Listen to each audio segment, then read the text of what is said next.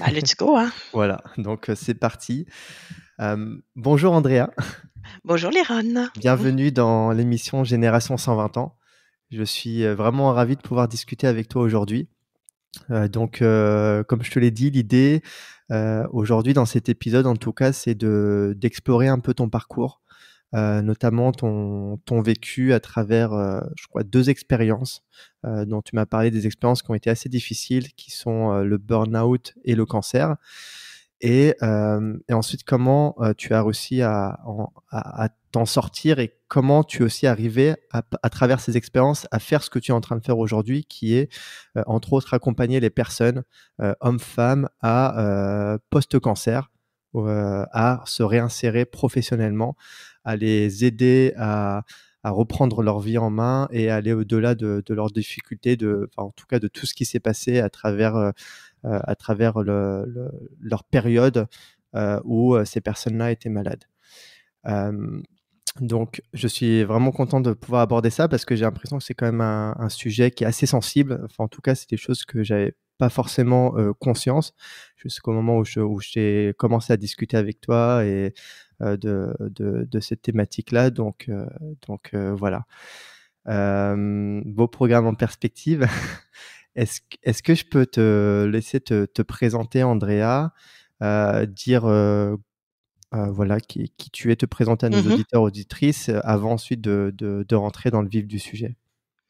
Mais en fait, je m'appelle Andrea Cornet, je travaille en fait comme coach et comme consultante RH. J'ai 55 ans et j'ai en fait, une grosse partie de ma carrière qui s'est faite dans le domaine des RH, à partir du moment je les ai découvertes en 1990 et une fois que j'ai été «m mordue» entre guillemets, j'ai plus jamais quitté. C'est un secteur qui me passionne et c'est un secteur dans lequel je trouve qu'il y a plein de challenges très intéressants, qui sont là et qui sont présents et certainement aujourd'hui quand dans cette période, post-covid. Hem, Dans mon parcours, effectivement, il y a 2 choses qui m'ont impactée, professionnellement, c'est-à-dire un cancer en 2006 et un burn-out en 2016 et même s'ils sont très loin l'un de l'autre, ils sont pourtant liés. Avec le recul, je m'en rends compte donc D'accord. pour moi, c'est 2 choses qui m'ont fait voir de un mon investissement professionnel autrement, revisiter, ce que je voulais faire.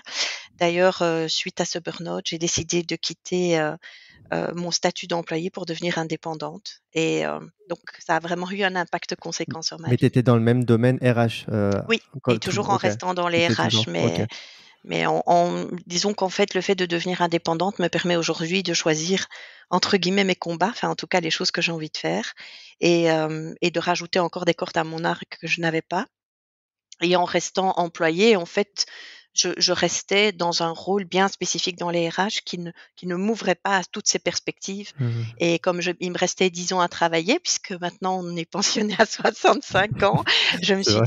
dit, voilà, ça fait 30 ans que je travaille et que j'aime ce que je fais, mais là j'ai vraiment envie de faire ce que j'ai envie de faire. Donc c'est ça qui a motivé mon choix aussi. OK.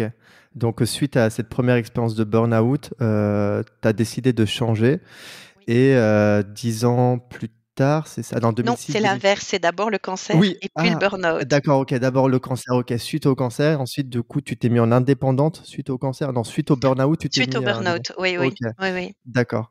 Et donc à partir de là, tu t'es rendu compte que enfin, tu as totalement changé de cap Oui. C'était une tu nécessité, c'était ouais, vraiment une c'était vraiment une nécessité. nécessité. Est-ce que cette Je nécessité, elle arrivait enfin, c'était flagrant ou c'est vraiment une Ah fois que oui, tu c'était flagrant. Moi, OK. quand je lisais les annonces, puisque suite à ce burn-out, j'ai perdu mon emploi, donc il y a la possibilité en Belgique d'être licencié pour raison médicale, Ah oui, et donc d'accord. moi, c'est un choix que j'ai fait. Après une discussion, avec, mon médecin et avec, la psychologue qui m'a suivie pendant le burn-out. Moi, j'ai dit très clairement: «Si je retourne chez cet employeur-là, ça va pas marcher. Je vais dans un mois, je me retrouve exactement au même point de Mmh. départ. J'ai besoin de faire autre chose» et donc à partir de ce moment-là, j'ai commencé à explorer les pistes pour me réinventer, me recréer avec la peur au ventre, hein, il faut être honnête, j'avais 53 ans à l'époque, donc Ah oui, c'est pas évident, ouais. Ouais, ouais. c'est pas évident de tout lâcher, toute cette sécurité et de se dire, «Bah, ça y est, maintenant je me lance» et voilà et j'ai en plus eu, la chance extraordinaire de quand j'ai décidé donc j'ai d'abord il y a une possibilité de faire ce qu'on appelle, indépendante complémentaire, donc ce n'est pas avoir un statut d'indépendant complet, c'est un statut un peu hybride et puis quand j'ai dit: «Ben, voilà, maintenant c'est bon, je sens que je suis sur la bonne voie», je me lance de façon complète. Je me suis j'ai changé mon statut en novembre 2019 et en mars 2020, il y avait le Covid.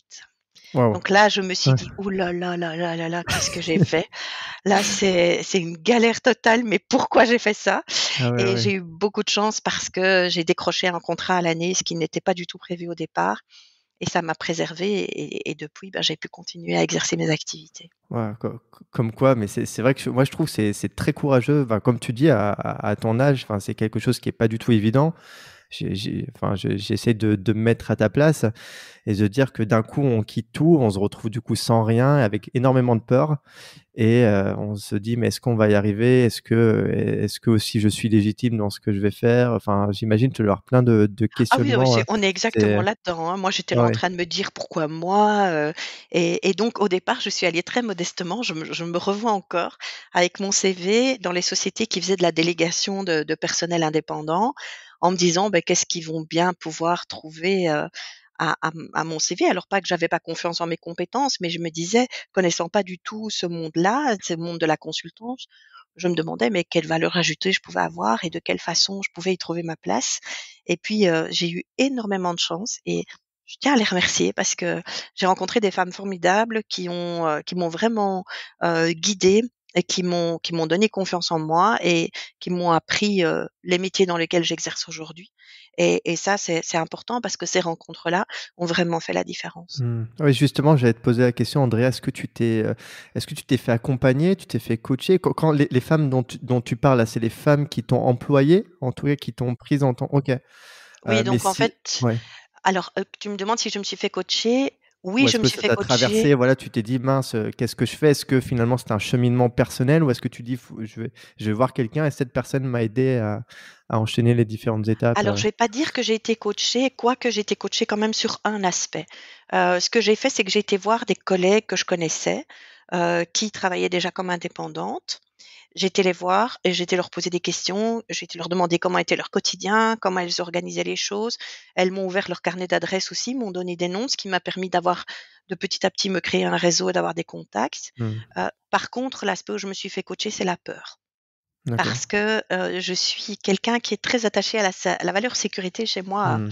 c'est une valeur Elle est là, essentielle. OK, ouais. C'est vraiment une valeur importante et là, je lâchais tout. Je lâchais parce que en statut d'employé, ben quand on est malade, on est payé, quand on prend congé, on est payé, il y a toute une sécurité qui est là donc j'avais pas forcément conscience quand, elle me tombait, toute cuite dans le bec tous les mois Mmh. et donc il y a eu ça et puis la deuxième chose, c'était cet aspect de légitimité aussi, de me dire: «Mais qu'est-ce que je pourrais apporter de plus que les autres?»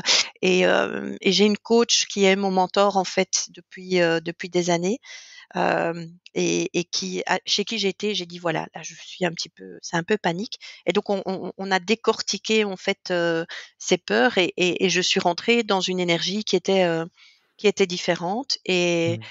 et ces peurs ont été quand même très présentes la première année, mais je pense que c'est normal parce que moi je cumulais, j'avais en fait le fait que je me lançais, c'était la première année, il y avait le covid en plus à côté, Ouais. donc dans ce que moi je voulais faire et ce sur quoi je voulais focaliser mes activités, c'était Waterloo Morne-Plaine, il y avait rien, donc moi j'étais là, Tu je me sauté disais: dans «Oh là le dans là là dans le là». grand bain et là tu Oui, t'es je me dit: suis «Oh jetée dans le là, grand la vraie bain, game». mais voilà et donc ça m'a permis d'approfondir quelque chose donc j'ai travaillé comme consultante payroll. Le payroll étant pas ce que j'aime le plus C'est quoi en le HR payroll parce que le en payroll, général? c'est la gestion de la paye donc Ah c'est d'accord. vraiment Ah oui, l'aspect payroll, législatif, P-A-Y, OK, c'est en oui, anglais. OK, payroll, OK.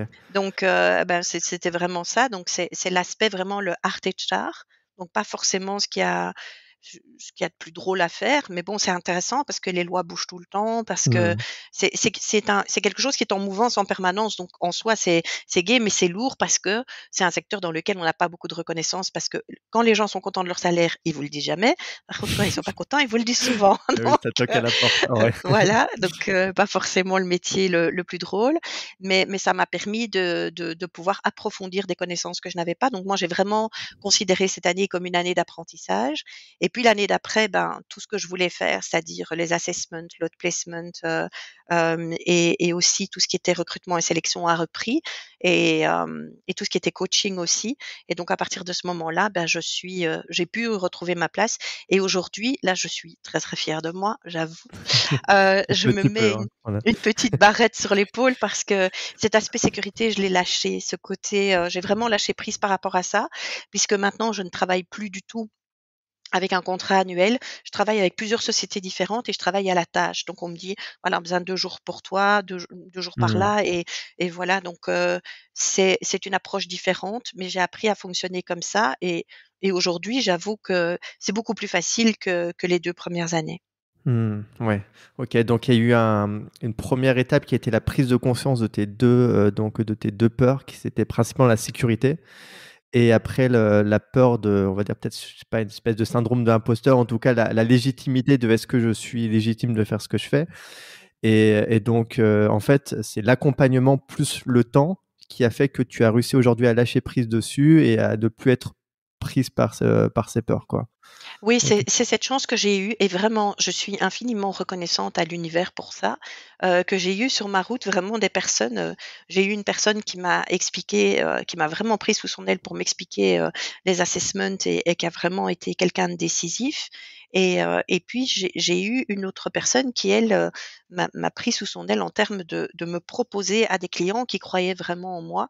Et d'ailleurs, c'était très symbolique parce que le premier contrat de longue durée que j'ai décroché, quand elle m'a téléphoné, elle m'a dit: «J'ai une super bonne nouvelle pour toi. Ça fait, depuis 6 mois que j'essaye de te placer, on n'y arrive jamais, et là, j'ai quelque chose pour toi». Et en fait, c'était le dernier jour où elle travaillait dans cette entreprise-là, Ah et elle ouais, voulait OK. clôturer sur quelque chose de positif. Et donc pour nous 2, ça a été une belle expérience. Ouais, ouais, On était OK. très contentes toutes les 2. Ah, c'est assez marrant parce que finalement les choses se sont dégoupillées quoi, enfin les choses se sont imbriquées petit à petit et c'était, corrige-moi si je me trompe, c'était finalement assez fluide même si, c'était difficile. Bah, le process s'est déroulé, petit à petit et finalement avec du recul aujourd'hui et bah, tu vois que les choses, se sont, enfin bien dégoupillées quoi.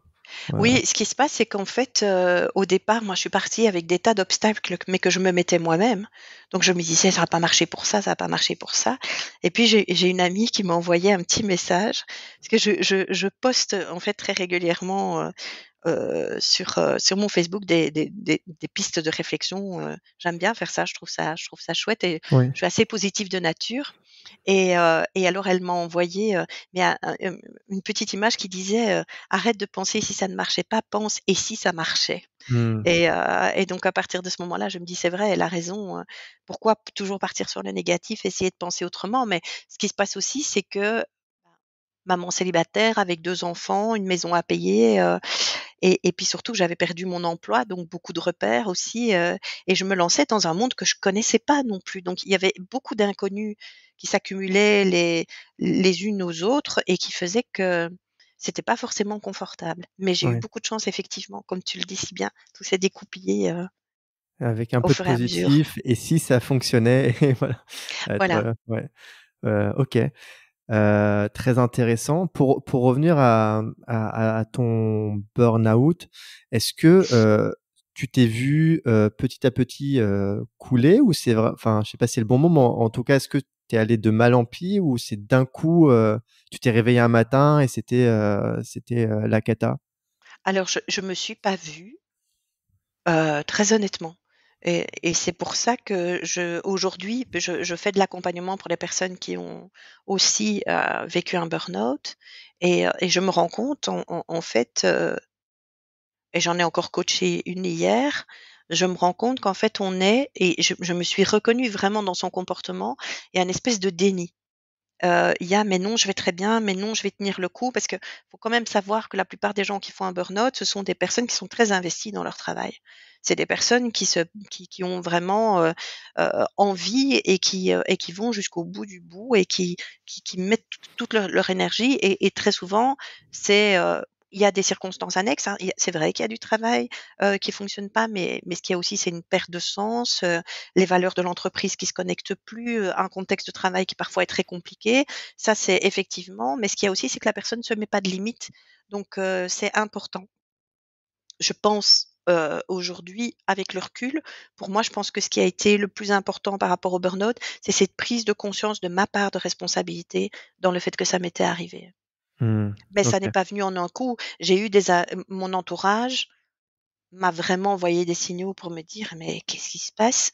Parce que, je comme il y a une espèce de symptomatique comme ça du burn-out et une de ces symptomatiques, c'est le changement de comportement. Et moi qui suis quelqu'un de plutôt Tu devenais positif, agressive? rigolote, et voilà, je devenais agressive OK. OK. et je devenais, très sèche et donc les gens commençaient à avoir du mal à me reconnaître. Ouais, OK. Et toi, tu étais, j'imagine, enfin, comme tu l'as dit, dans le déni et tu voulais pas forcément Oui. les croire Moi, je voulais pas y croire. Je me disais parce que je suis plutôt une battante de nature, donc je me disais: «C'est un ça va passer», mais bon, ça va passer, ça durait depuis quand même un certain temps. Et puis ce qu'il y a eu, c'est que, à un moment donné, il s'est passé des choses avec lesquelles je pouvais pas être en accord. Donc mes valeurs, et mon travail et ce qui se passait dans l'entreprise, ça a vraiment il y a eu un gap quoi qui était énorme qui s'est créé entre les 2. Donc là, je me suis dit: «Ouh là, qu'est-ce qui se passe?» Et puis ça a continué au fil du temps et puis surtout, il y a eu un entretien, avec une personne de l'entreprise qui a été décisif parce qu'après cet entretien qui s'est très, très mal passé, je suis sortie de cet entretien, je suis arrivée à ma voiture, je suis montée dans ma voiture, je savais plus conduire.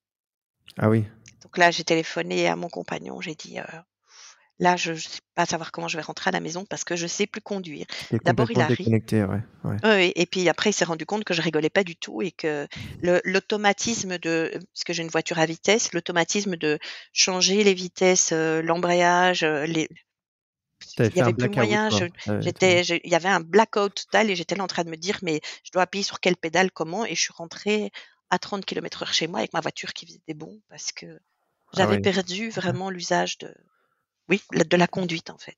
Ça, c'est fou, mais c'était l'entretien qui était l'élément, en gros Oui, l'élément déclencheur qui a déclencheur, oui. ouais, et OK, et Il y suite a à eu ouais. d'abord un des premiers événements qui se sont passés, où là, j'ai claqué la porte du bureau, j'ai dit: «C'est pas possible, moi je peux pas rester ici» et je suis sortie du bureau en Mmh. pleurant et en disant: «Non, ça va pas, c'est plus possible, je peux plus», voilà et puis il y a eu ce deuxième entretien, qui a tout fait basculer et puis après ça a été alors que je pensais avoir atteint le fond à ce moment-là, après ça a été encore bien pire parce que la dégringolade a continué. J'ai eu des difficultés à parler, j'ai perdu l'usage de l'écriture, je ne savais plus lire, Ah donc oui, à ce point-là? ah oui, oui, D'accord. moi j'ai Ah oui. sombré, c'était Waouh. pas un petit burn-out, j'ai vraiment fait un burn-out très, très profond. Ah, je pensais pas que le burn-out, ça pouvait arriver à faire des dégâts comme ça, quoi. Ouais, Oui, en fait, le burn-out peut, mais c'est chimique aussi, hein, parce qu'il y a toute une série d'hormones, qui circulent dans le corps, ouais. et qui créent des réactions, chimiques, première chose. Puis il y a une déconnexion qui se fait entre on va dire, le cerveau qu'on a, le cortex préfrontal, ben, comme c'est les émotions qui prennent le lead, ben, on n'est plus du tout connecté et donc il y a des capacités de réflexion qui disparaissent et puis il y a des pertes de mémoire, il y a beaucoup de choses qui sont impactées et on ne le dit pas, mais parce que tous les burn-out ne sont pas, aussi graves que ce que moi j'ai vécu, mais ça peut aller jusque-là quand on tire trop sur la ficelle. Donc quand moi je vois des gens qui sont, en train de s'engager sur cette voie-là, heu, ce que je les invite à faire, c'est vraiment à se reposer et à prendre du temps pour eux. Et Ouais. c'est et mon médecin traitant me l'a très bien expliqué. Il m'a dit, «C'est ton cerveau qui a retiré la prise, quoi, donc tant que lui, il ne décidera pas de la remettre, tu peux danser sur ta tête, ça ne bougera pas» et il avait raison. Mais j'ai mis beaucoup de mois à l'accepter et moins j'étais dans cette acceptation et plus je luttais contre moi-même pour essayer de retourner travailler, pour me forcer à faire des choses et plus, ça se passait mal et ça a commencé à aller mieux paradoxalement quand j'ai lâché prise et quand j'ai dit: «OK, ça ne va plus, on verra bien quand ça recommencera à aller mieux» et là, petit à petit, je suis remontée. Donc tout ça, cette période-là, tu travaillais plus dans tous les cas, quoi? Ou tu étais pas 2 ans. revenu, par moment? OK. Oui. Je suis Ouais, de restée les 2 ans sans travailler, je pensais jamais que ça puisse être possible, que waouh. ça puisse m'impacter, aussi longtemps. Et et en fait, comme mes capacités cognitives ont vraiment été, très fort touchées, ben, j'ai été à il y a une clinique du burn-out à Bruxelles, donc j'ai été, OK. là-bas. J'ai rencontré un médecin, un psychologue, on a fait toute une série de tests. De là est ressorti un diagnostic et j'étais au dernier degré du burn-out, en fait. Ah oui, d'accord, OK. Donc c'était et je m'en suis voulu vraiment beaucoup, de ce burn-out parce que c'était presque 10 ans après le cancer et je me suis dit: «Mais nom d'une pipe, tu as eu le cancer et puis maintenant, il y a ça qui se passe et ce que tu fais là, c'est, tu as eu cette chance de pouvoir t'en sortir, de sortir de ce cancer et là, tu prends pas soin de toi». Et puis, ça m'est resté très longtemps, ce sentiment de culpabilité de me dire: «Mais comment, tu as pu ne pas prendre soin de toi alors que c'était si important?» Et après, je me suis rendu compte que le cancer et le burn-out étaient liés. Parce que lorsque je suis revenue au travail après le cancer, heu, j'ai repris le travail à temps plein directement, donc sans pas du tout réfléchir au fait que je venais de passer une année en enfer ou à peu de choses Ouais, ce près. que j'allais te demander, combien de temps ça a duré ton concert? 1 an? 2 ans? Alors, ça a duré non, je enfin oui, il a commencé en décembre 2015 et s'est terminé enfin, les derniers traitements ont eu lieu en juin 2006, donc c'est très, très court et sur ce temps-là, j'ai eu chimiothérapie, curithérapie, radiothérapie, hystérectomie complète et ablation Oh. des ovaires. Donc je me suis retrouvée à 39 ans ménopausée, voilà. Ah oui, ouais, tu as eu, une grosse période difficile, quoi. Plus que Oui difficile, ouais, ouais. et OK. donc quand je suis retournée au travail, ben pour moi, il y avait cette nécessité, comme j'entends beaucoup aussi dans les coachings que je fais, cette envie de je veux redevenir comme avant, quoi. Donc, moi j'y vais, hop, hop, hop, je reprends à temps plein. Et puis là, j'ai eu le retour de manivelle, des effets secondaires des traitements, dont on parle pas beaucoup. Et ça s'est pas bien passé. Et donc j'ai fini par être licenciée par mon employeur parce que ça se passait. Mon retour ne s'est pas bien passé non plus avec mes collègues. Donc il y a eu beaucoup de choses. Et je pense que de part et d'autre, on savait pas comment faire. Ni lui savait comment faire, ni moi, donc voilà. Et donc après, se retrouver sans travail, c'était très compliqué. Il fallait recommencer à travailler et donc du coup, ça c'est venu appeler chez moi ce besoin de me prouver, de que j'étais de nouveau comme avant, que ça c'est pas de Mmh. souci, j'allais retrouver un emploi. Et donc du coup, je suis partie sur un régime à 150 Ah ouais, c'est quasiment en pour ça que tu t'es permanence. donné à Voilà, fond et voilà, c'est exactement. OK. Parce que tu voulais te prouver à toi-même que tu étais, redevenue normale et que tu étais, Exactement, que voilà, j'étais OK. redevenue Mmh. comme avant. Alors que Ah oui, c'est c'est fou. Mmh. important de doser son effort, d'accepter ses limites et de comprendre que c'est une maladie qui laisse des traces, que ces traces peuvent perdurer à très long terme. On est aujourd'hui en 2022, j'ai encore des effets secondaires de mes traitements, Ah oui, alors que le d'accord. cancer date de 2006. Donc oui, c'est quelque chose avec lequel on apprend à vivre, mais de nouveau, hein, ce fameux déni: «Ben non, je suis très costaude moi, je». Et là, la vie qui te donne une grosse claque et ouais, ah, c'est pas évident. Heu, ouais, du coup, en fait, finalement, comme tu dis avec du recul, ces 2 expériences étaient en fait, on va dire le cancer, c'était est-ce que selon toi, c'était un signal de détresse déjà pour te faire un signe par rapport au travail ou par rapport à d'autres domaines de ta vie et qu'ensuite le burn-out, bah, vu que tu as pas forcément écouté ces premiers signes-là, c'était là pour te dire, voilà, on te renvoie un autre truc et j'espère que tu comprendras le message, quoi. Oui, oui, alors c'est vrai qu'on essaye toujours de, Oui, peut-être se trouve, il heu, y a pas d'explication. voilà, mais on essaye de se trouver une explication parce que quelque part, moi je me rappelle quand le médecin me l'a annoncé, heu, j'ai j'ai pleuré mais pas longtemps parce que j'avais mes enfants qui m'attendaient à la maison. Donc j'avais pas le temps de pleurer et de voilà, il fallait que je rentre à la maison et en plus, ils avaient si je me rappelle bien, oui, parce que c'était pas loin du carnaval, ils avaient, une soirée costumée pour l'école et il fallait que je trouve des costumes. Donc moi, ma préoccupation, c'était: «Il faut que je rentre à la maison, il faut que je leur trouve, leurs costumes à tous les 2. Et je me rappelle très bien parce que ma maman m'accompagnait et quand on est sortis de chez le médecin, là, j'ai pleuré et j'ai dit: «Mais pourquoi moi?» pourquoi moi, je suis quelqu'un de gentil, Mmh. je suis altruiste avec les gens, comme si les méchants avaient plus le droit que moi d'être malades. Donc, mais bon, à ce moment-là, on est dans l'émotion, on sait pas très bien quoi faire. Mais c'est vrai que le cancer, moi, quand je regarde mon parcours de vie, je me dis que je pense qu'il y a des choses qui se sont déclenchées, parce que oui, il y avait quelque part un besoin de conscientiser certaines choses que j'ai fait pendant la maladie. Pas encore assez, puisqu'il y a le burn-out qui est quand même venu après. Voilà, donc oui, je suis un peu le raisonnement que tu suis. Mais Mmh. parce que c'est moi et que j'ai besoin de donner quelque part, un sens à tout ça, mais je le perçois de cette façon-là, effectivement. OK.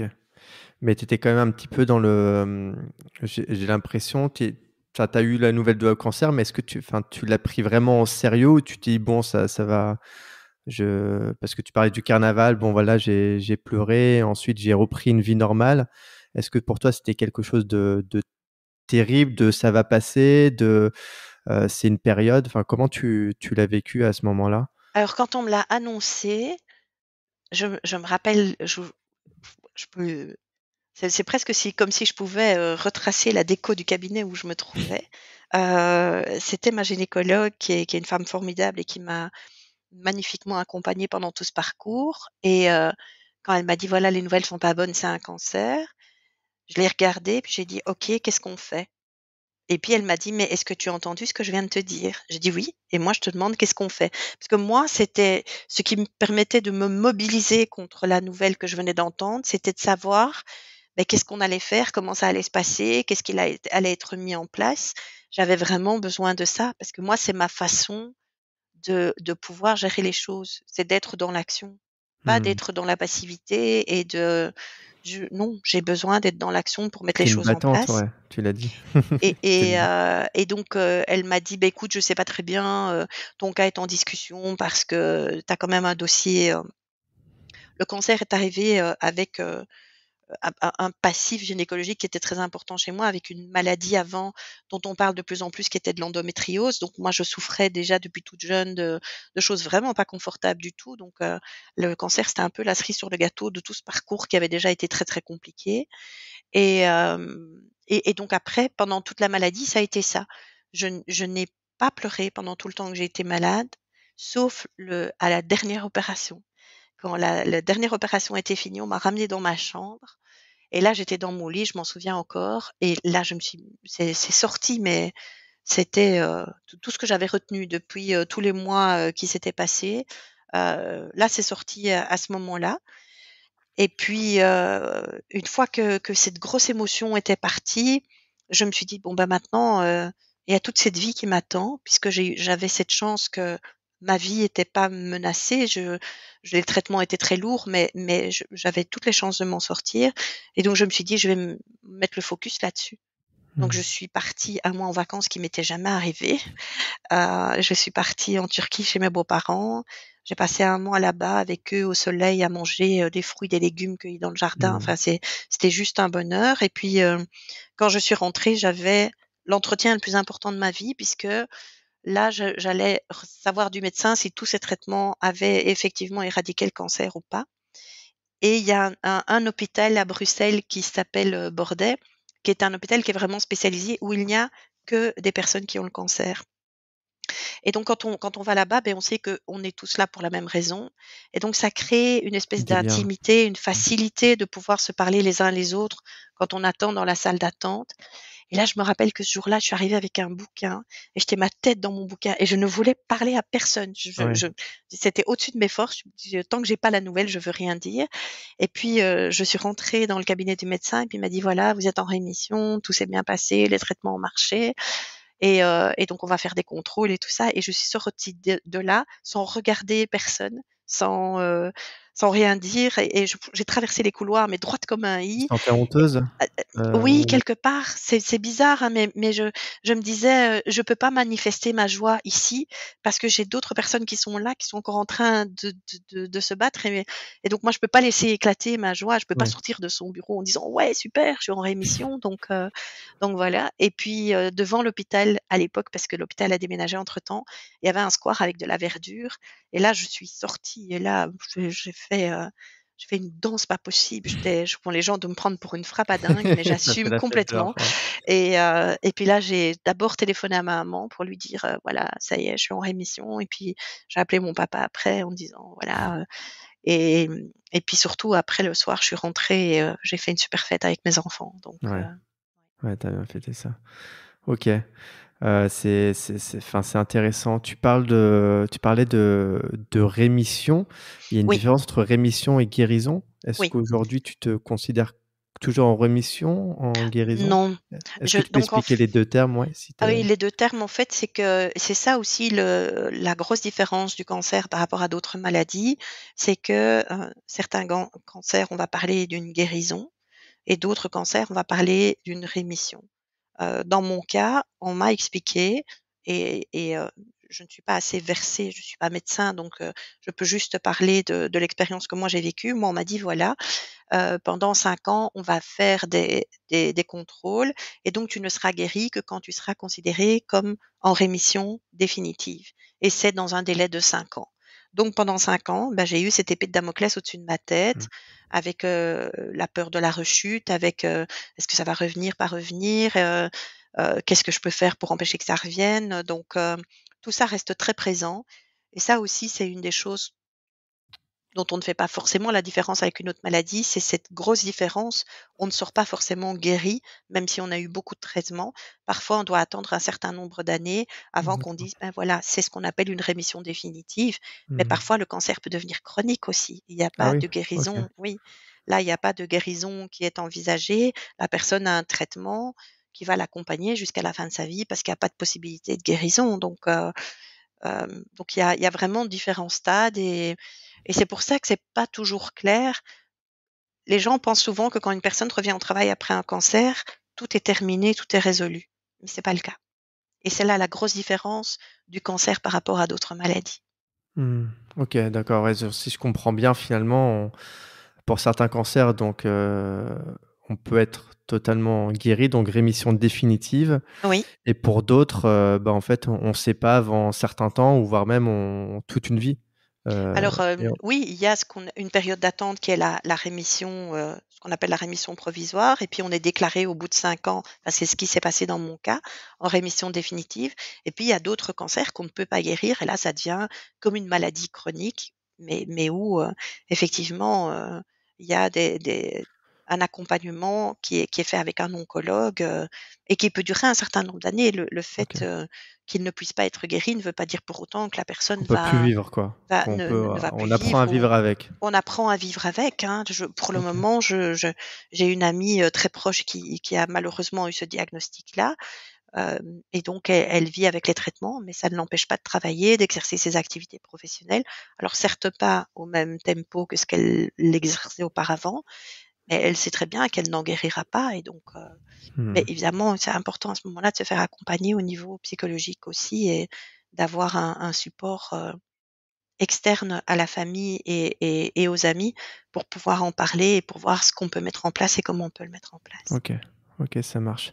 Bah, justement, on va aborder un peu ces difficultés, ces challenges, puisque enfin aujourd'hui, pour revenir maintenant si on revient aujourd'hui, bah, tu accompagnes, à côté donc de ton boulot de consultante RH, des personnes à se réinsérer professionnellement après un cancer. Oui. C'est ça. Pendant qu'ils ont le cancer ou une fois qu'ils sont en rémission, voilà, tu les accompagnes, Ça peut ça être de peu tout. importe, ça Ça peut être peut de être de tout. tout parce qu'en fait, il y a des personnes qui décident de continuer à travailler. Les motivations peuvent être diverses. Ça peut être la nécessité de rester dans un quotidien qui les sécurise parce que c'est la c'est, garder le contrôle quelque part, empêcher la maladie de prendre toute la place. Ça peut être aussi des impératifs financiers.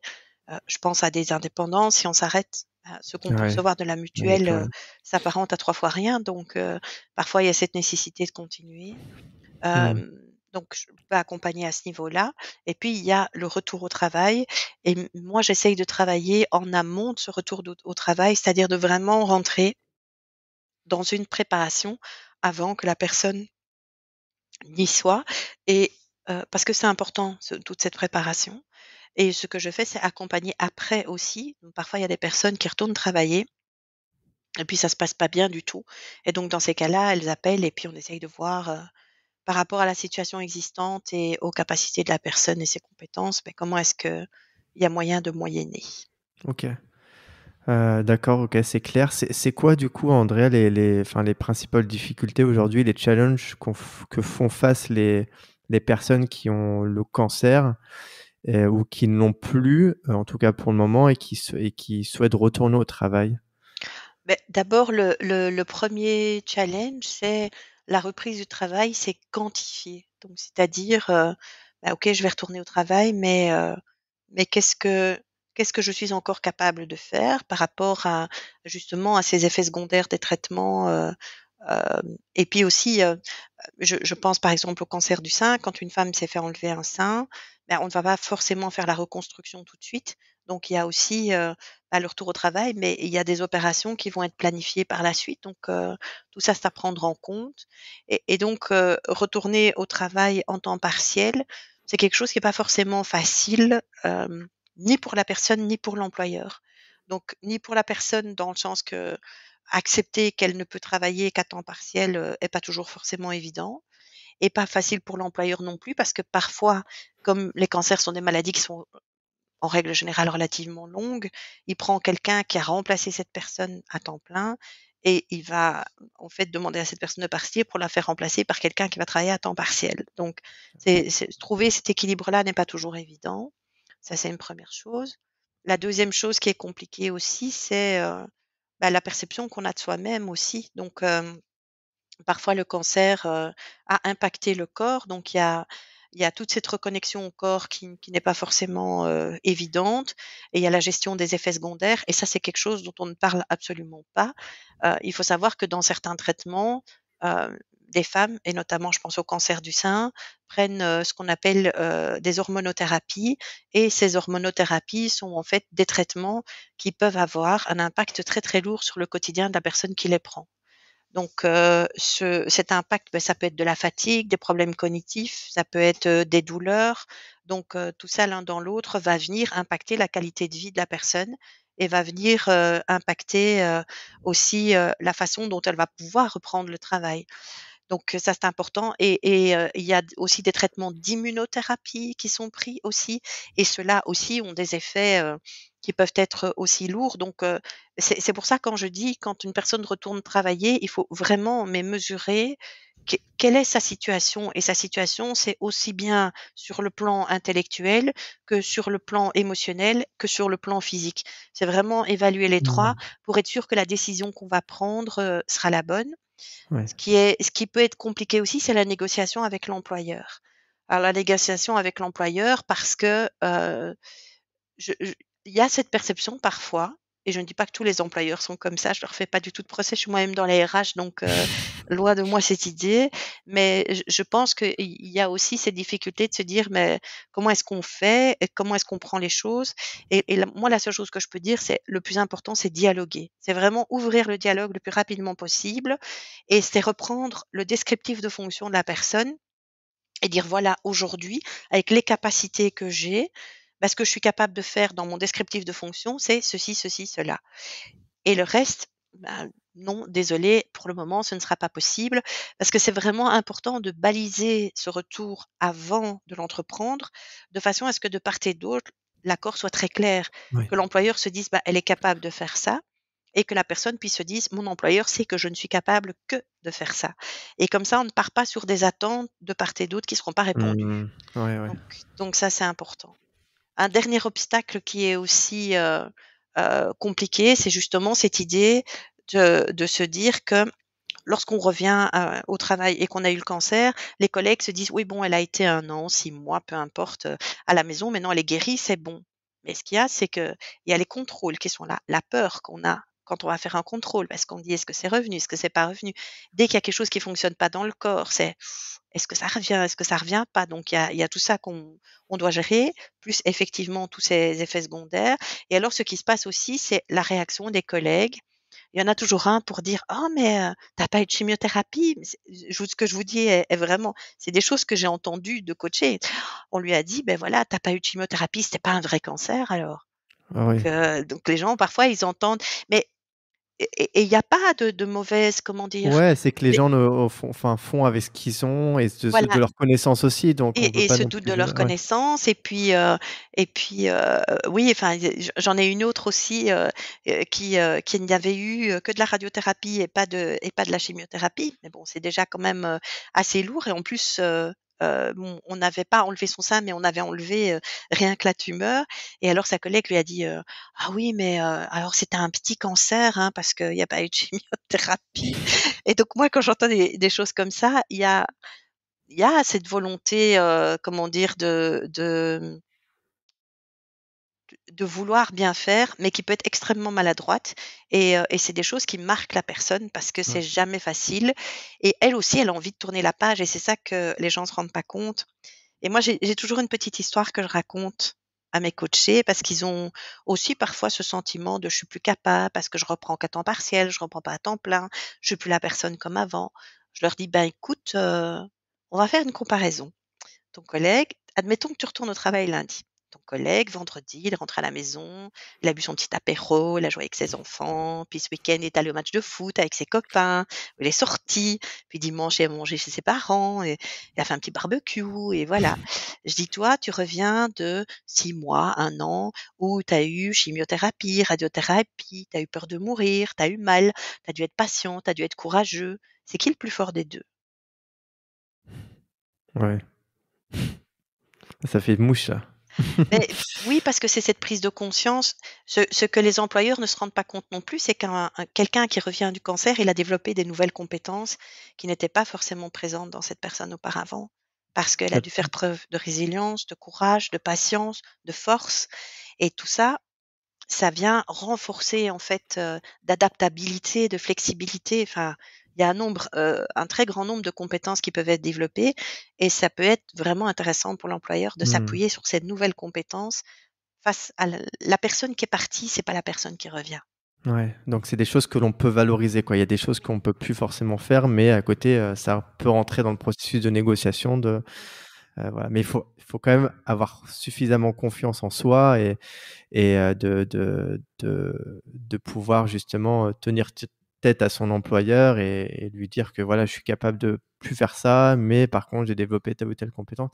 Ça me paraît quand même assez, assez difficile quand on vit une situation, de la sorte, donc d'où l'importance, je pense, de se faire accompagner à ce moment-là. Mais est-ce qu'il y a est-ce que tu as des chiffres sur le pourcentage de non, pas du tout? Non, enfin moi je n'en ai pas et en fait ce qui se passe c'est que, en tout cas, ici sur la Belgique au niveau du retour au travail, ce sont des retours au travail globalisés. Donc, on met tout là-dedans. Donc, il n'y a pas une distinction bien spécifique, par rapport au cancer, en tout cas pas à ma connaissance, et donc c'est difficile d'évaluer. Maintenant ce qui se passe, c'est que de plus en plus, on met l'accent sur cet accompagnement parce qu'on s'est rendu compte et pourquoi c'est important de le faire aujourd'hui, c'est qu'on va sur une population qui est de plus en plus vieillissante et surtout qui va être de plus en plus vieillissante sur le lieu de travail puisqu'on est obligé de travailler de plus en plus longtemps Mmh. et plus on vieillit et plus on a de chances de développer un cancer donc et donc oui, ça je pense que les entreprises ont tout intérêt à prendre ce problème à bras-le-corps, et à travailler sur ces accompagnements parce qu'ils vont y être confrontés de façon de plus en plus Mmh. récurrente et plus en plus fréquente.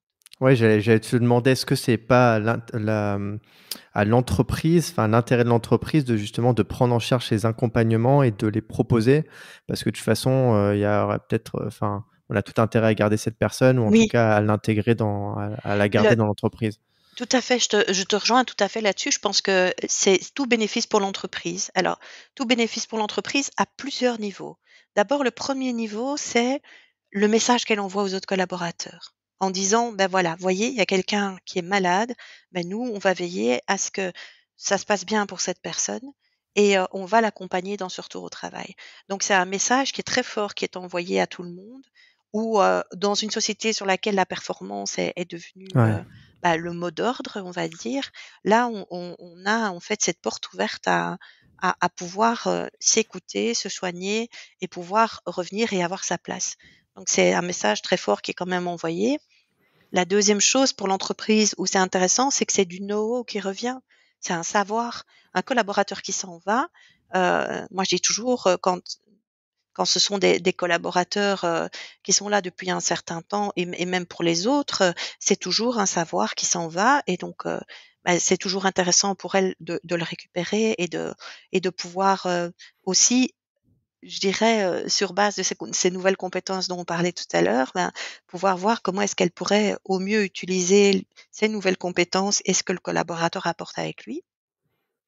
La troisième chose pour laquelle c'est intéressant, c'est que le marché du travail est très tendu, extrêmement tendu. Il y a beaucoup d'entreprises qui rencontrent des grandes difficultés à pouvoir engager et à trouver certains profils.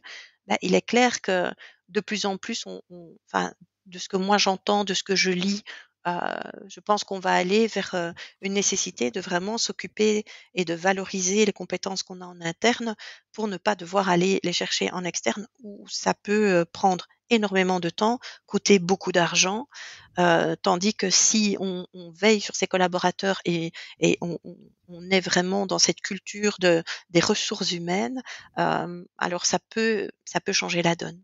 Mmh. Ouais, effectivement, c'est ouais, c'est de belles perspectives et après de toute façon, je ne sais pas comment ça se passe en Belgique, mais est-ce qu'il n'y a pas une protection de l'employé? Bon, de toute façon, il revient de maladie. Est-ce que l'employeur peut virer la personne, sous prétexte que, bah, elle est moins compétente ou parce qu'elle a une maladie?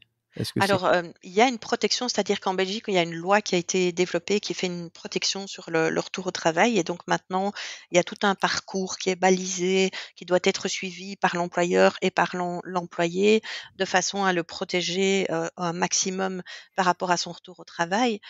Maintenant, ça n'empêche pas les licenciements de prendre la place. En gros, mais très, très schématiquement, cette loi dit que l'employeur, si l'employé n'est plus en état de faire son travail, doit chercher un autre poste, dans l'entreprise et s'il n'en trouve pas, alors à ce moment-là, il a effectivement une autorisation de pouvoir procéder à un mmh, licenciement. Mais de nouveau, c'est vrai que cette loi existe et que son but est de protéger, mais elle ne protège pas toujours, il faut être honnête et voilà donc mais elle a le mérite d'exister et ce que le gouvernement va mettre en place de plus en plus aussi, c'est, des personnes qui vont être chargées, au sein d'organismes bien spécifiques de prendre toutes les personnes qui sont en interruption de longue durée et de voir avec elles de quelle façon est-ce qu'elles peuvent, reprendre le travail et comment est-ce qu'on peut les remettre dans le circuit, du travail. Donc il y a une prise de conscience, mais les initiatives par rapport au cancer lui-même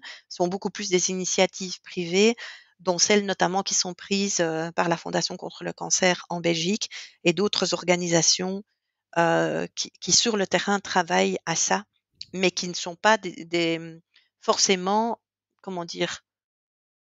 Ce n'est pas,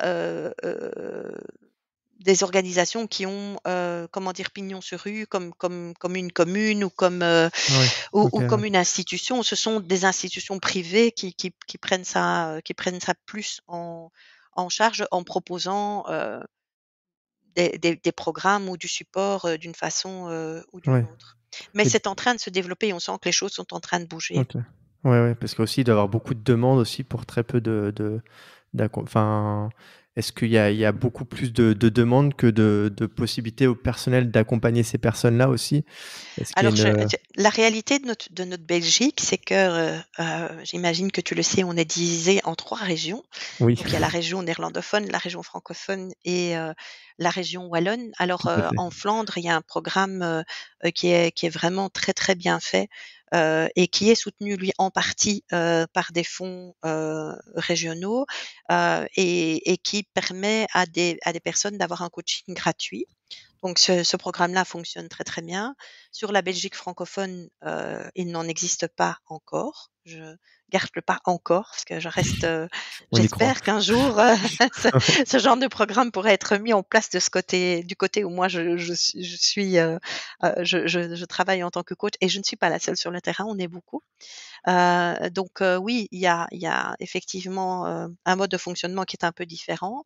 Alors par rapport aux demandes, de nouveau, j'ai pas de vue sur ce qui se Ouais. passe, Du côté néerlandophone, je sais que ça fonctionne bien, que c'est un système qui fonctionne bien et qui permet parce que ça aussi, tu vois, c'est un autre aspect qui est délicat dans le métier que je fais aujourd'hui.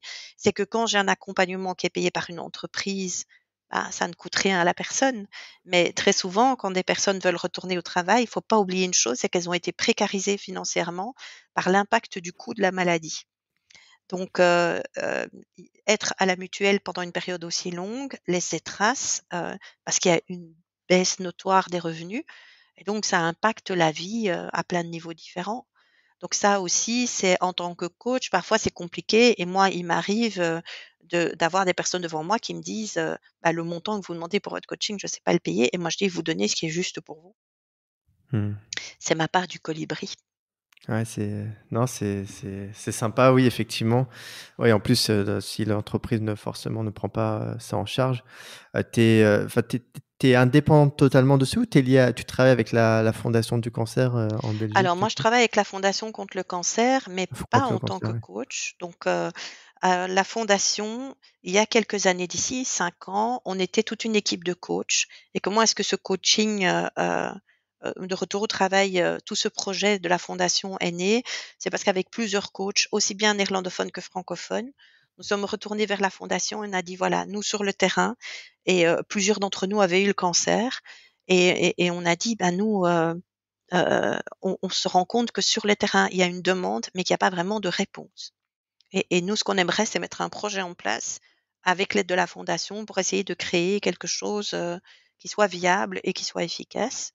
Et donc on a travaillé pendant très longtemps et donc aujourd'hui, qu'est-ce que ça a donné? Ça a donné en fait, une formation, certifiante qui est donnée par la Fondation contre le cancer, où il y a des coachs. Donc moi, je suis la coordinatrice de cette formation, Mmh. avec ma collègue néerlandophone et à nous 2, on a développé tout ce qui était contenu. Maintenant, moi, je fais tout ce qui est le suivi des coachs, donc vraiment au niveau des différentes formations qui sont données, de les aiguiller, de les aider, d'apporter un maximum d'informations. Et puis, dans un deuxième temps, il y a, un autre projet, qui sera mis en place par la fondation, mais dont je ne vais pas parler maintenant parce que il Teasing. sera incessamment sous peu dévoilé, mais qui sera un projet vraiment très intéressant aussi, qui sera aussi pour, apporter du support, Mmh. pour le retour au travail après le cancer. Donc la fondation a pris ça à bras le corps et on est plusieurs coachs, on est restés 3-4 à avoir vraiment travaillé d'arrache-pied. Donc aujourd'hui, on est très contents parce qu'il y a maintenant plus de coachs certifiés sur le terrain, donc des personnes qui ont vraiment suivi une formation spécifique qui donne les outils, qui explicite comment est-ce qu'on crée un trajet de retour au travail, quels sont les éléments importants, Mmh. aussi bien en Belgique francophone qu'en Belgique néerlandophone et donc ça permet d'avoir des points de relais sur le terrain. Donc Et ça, ces c'est la personnes bonne peuvent être nouvelle. n'importe qui, quoi? Enfin, Alors tant c'est qu'elles ont passé la formation, c'est Alors ces personnes peuvent pas être n'importe qui justement, donc c'est là OK. que, ma collègue néerlandophone et moi, nous avons fait une sélection.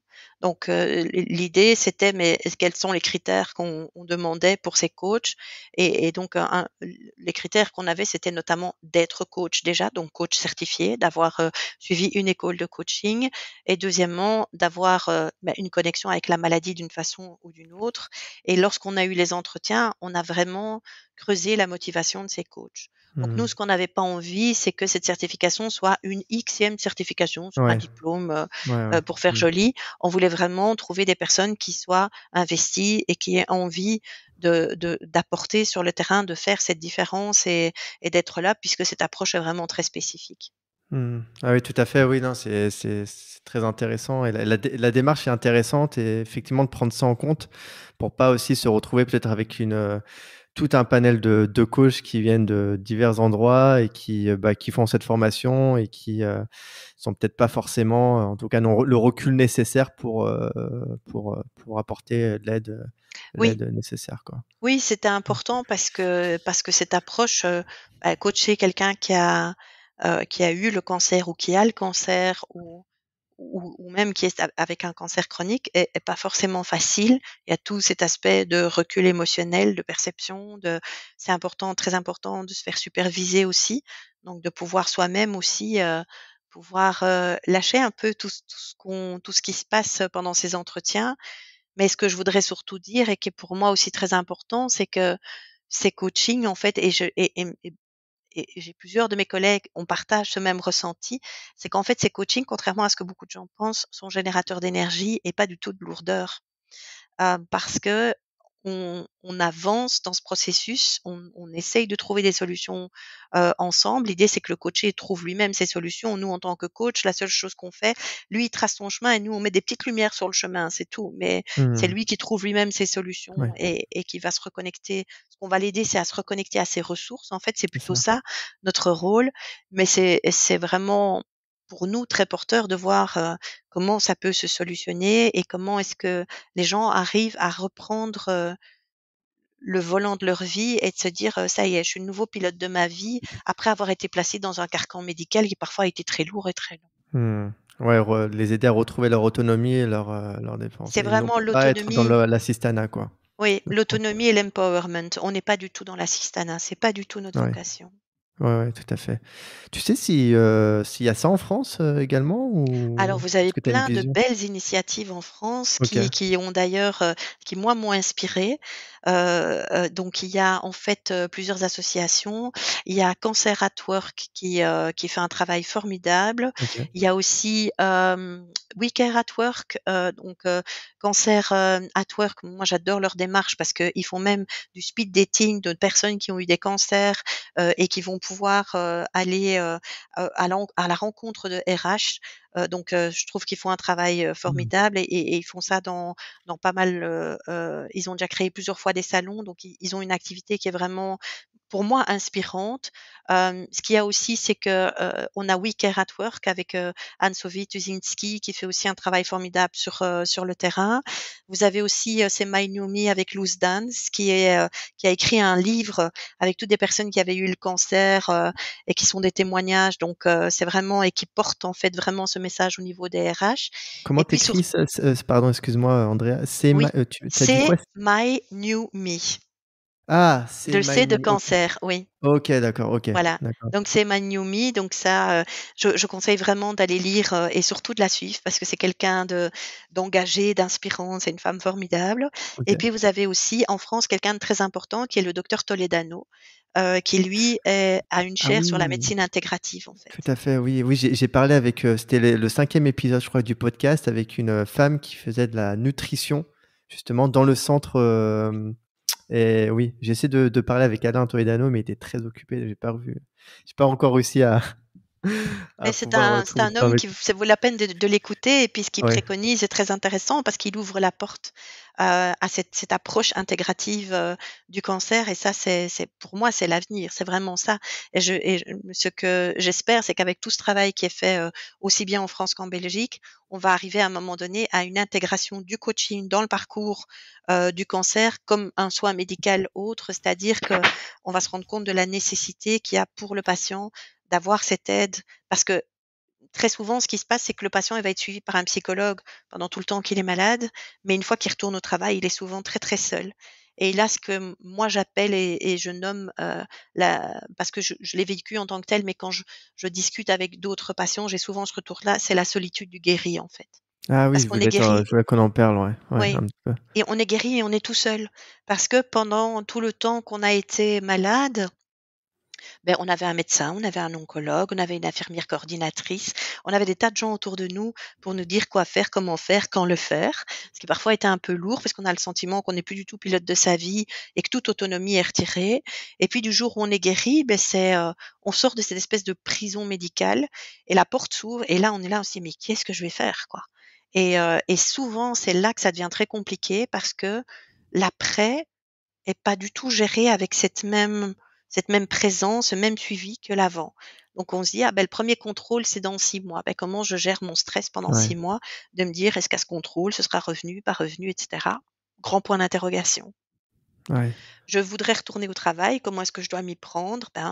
À la sortie de l'hôpital, quand on vous dit que vous êtes soit en rémission, soit guéri, on vous dit pas forcément comment est-ce que vous devez reprendre le travail. Toutes ces choses-là mises l'une dans l'autre ne sont pas forcément évidentes et donc c'est là que le coaching vient vraiment jouer un rôle intéressant Ah ouais. parce que Mmh. là, ça va être vraiment toute cette préparation, cette, c'est juste c'est comme un bilan, en fait. Là, on va juste dire: «Bah, aujourd'hui, OK, à cet instant T, qu'est-ce que je suis encore capable de faire? Qu'est-ce que je suis plus capable de faire? Comment est-ce que je vais mettre ces choses-là en place? Comment je vais dialoguer avec mon employeur?» Et tout ça, c'est des choses hyper importantes et à ce moment-là, bah, très souvent, la personne est toute seule et ce qui se passe, c'est que, contrairement à tous les soins médicaux et tout le support qui est donné avant, en ce compris, le support qu'on peut avoir d'un psychologue. Le coaching, ben, s'il n'est pas payé par l'employeur, c'est la personne qui doit la payer, le payer, lui-même et c'est pas forcément évident parce qu'il y a cette précarisation financière qui vient du fait d'avoir payé tous les frais et d'avoir été sur la mutuelle pendant une période très longue. Ah ouais. Ouais, donc en fait, on est totalement, laissé pour enfin on est seul quoi face au combat une fois qu'on est, parce qu'on est accompagné, on se dit: «On travaille plus», donc on a une espèce un cadre qui nous est imposé, Oui. le cadre médical, mais qu'une fois que c'est fini, c'est limite, on se dit, ouais, on sort et qu'est-ce qu'on fait? Je c'est quoi la première étape? Et Et ça oui, en fait, sans c'est ça la question, c'est quoi la i première étape après? Oui, c'est et ça exactement ça. les médecins n'en parlent pas du tout en fait. C'est quelque chose qui Alors c'est pas qu'ils en parlent pas, mais beaucoup de médecins, je vais pas généraliser parce que j'aime pas généraliser parce que ça a enfermé les gens dans les boîtes et je trouve que c'est pas très cool. Moi, je peux juste dire de parler de ma propre expérience et de celle que j'ai, vécue avec certains de mes coachés. Ce qui se passe, c'est que ce qui est important pour le médecin, c'est le pronostic. Donc, c'est est-ce que vous êtes guéri, pas guéri, donc ça, c'est très important. Mais quelque part, je pense que c'est normal que lui s'occupe pas du reste parce que c'est mmh, lui, son rôle, c'est de traiter la maladie. C'est pas de traiter la vie du patient, c'est pas de traiter son travail, c'est pas, donc moi, je trouve que ce retour au travail, c'est le chaînon manquant, en fait. ouais, Et OK, quand je ouais, dis retour au travail, c'est aussi retour à une vie active. Donc je pense aussi aux femmes qui ne travaillent pas et qui se retrouvent à la maison, et qui doivent tout d'un coup, assumer une maison toute seule avec, les lessives, faire à manger, les enfants, les devoirs, voilà, donc c'est pas forcément plus facile non plus. ouais, Je pense OK, que je c'est un vois, ouais. accompagnement plus global, oui. Mmh.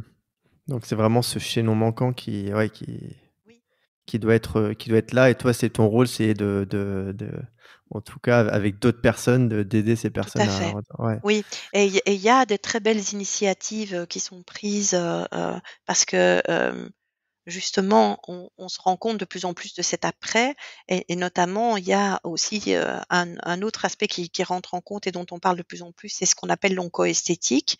Donc, c'est aussi toute la gestion du corps après, la maladie et même pendant la maladie. Donc, au moment où on perd ses cheveux, on perd ses cils, on perd ses sourcils, c'est en fait, une esthétique qui va vraiment être orientée vers tous les effets secondaires des traitements sur les différentes parties, du corps et qui va aider, la personne et ça peut être homme ou femme, hein, parce que c'est vraiment les 2 à garder une image heu, qui va être pouvoir gé enfin, que la personne va pouvoir gérer pendant la maladie et après. Parce que les cheveux ne repoussent pas tout de suite. Quand ils repoussent, c'est du crin de cheval, donc ça ne se dompte pas facilement et c'est pas forcément non plus de la couleur que c'était avant. Donc, Ouais, ouais, c'est toutes des choses qui vont impacter l'image en soi, de la personne, mais c'est aussi sa confiance en lui et l'estime de soi aussi. Donc tout ouais, ça, ouais, il y a beaucoup de ça a choses qui sont besoin affectées, d'être ouais. d'être pris en charge aussi. Ça s'appelle De non, pardon, l'oncoesthétique. onco-esthétique. C'est un nouveau domaine C'est un nouvelle domaine qui est en train de oui, il y avait avant ce qu'on appelait de l'esthétique sociale, donc c'était,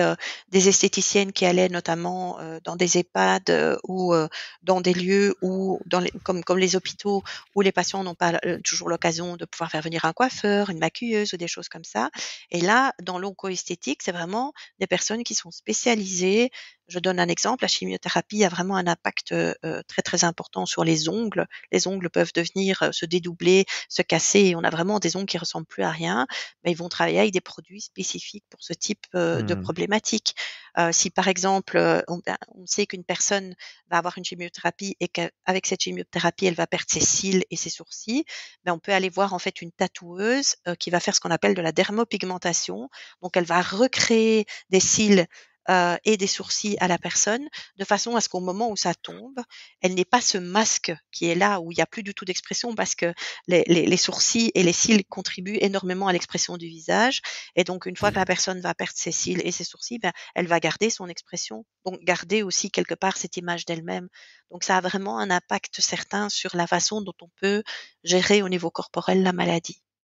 OK, ouais, c'est intéressant. On n'imagine pas toutes ces problématiques-là. Enfin, de toute façon, quand on vit pas les choses, c'est compliqué de vivre tout ça et c'est bien de prendre la perspective et de voir tout ça, quoi. Parce que c'est vrai que ouais et enfin, tout ce que tu me dis, tu vois, tu le vois un peu avec, peut-être avec ce que tu entends autour de toi, peut-être des expériences, de personnes qui vivent tout ça, mais ça reste, quand même assez superficiel et comme c'est des sujets qui sont compliqués aussi à aborder, qui sont pas évidents, bah, tu pas forcément, enfin, en tout cas, personnellement, moi, j'avais pas forcément conscience de tout ça donc non, c'est intéressant.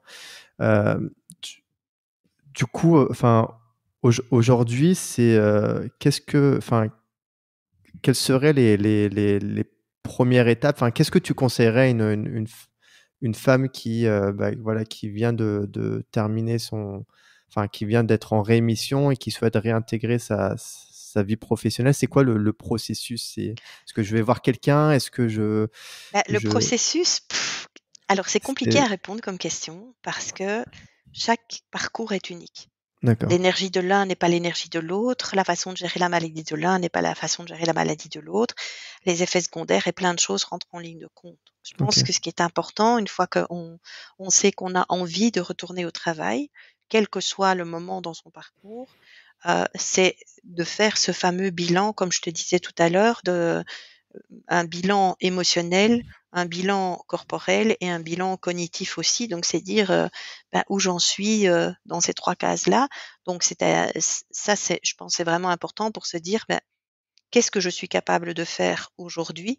Et moi, j'insiste vraiment très, très fort avec les personnes que j'accompagne sur ce point-là, en disant: «Ce que vous êtes capable de faire aujourd'hui, c'est un instant T de votre ligne de temps».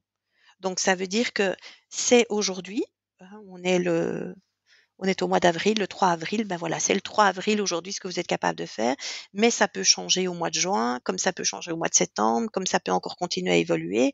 Ça va peut-être prendre du temps ou pas, on n'en sait rien, mais en tout cas, bien le baliser comme un point sur une ligne de temps et pas comme quelque chose qui est figé. Parce Mmh. que c'est ça surtout c'est cette acceptation de ces limitations qui peuvent apparaître parfois ou pas.